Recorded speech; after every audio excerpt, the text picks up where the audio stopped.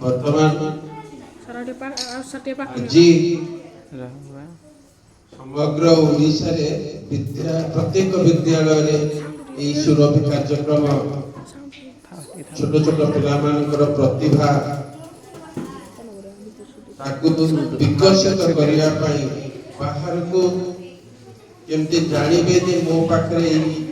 ଦକ୍ଷତା ଅଛି, ମୋ ପାଖରେ ଏଇ ଗୁଣ ଅଛି, ଯୋଉଟା କି ପାଠ ସହିତ ସହପାଠ କାର୍ଯ୍ୟକ୍ରମ ତାକୁ ପ୍ରତିପାଦନ କରିବା ପାଇଁ ଆଜିର ଦିନରେ ସମଗ୍ର ଓଡ଼ିଶାରେ ସୁରଭି କାର୍ଯ୍ୟକ୍ରମ ଚାଲୁ ରହିଛି। ଏଇ ଛୋଟ ଛୋଟ ପିଲାମାନଙ୍କର ଯୋଉ ଦକ୍ଷତା ବୃଦ୍ଧି କରିବା ପାଇଁ 6-7ଟି ଯୋଉ ଇଭେଣ୍ଟ ଅଛି, ଆକ୍ଟିଭିଟି ଅଛି,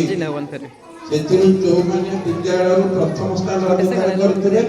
ସେମାନେ ଆଗାମୀ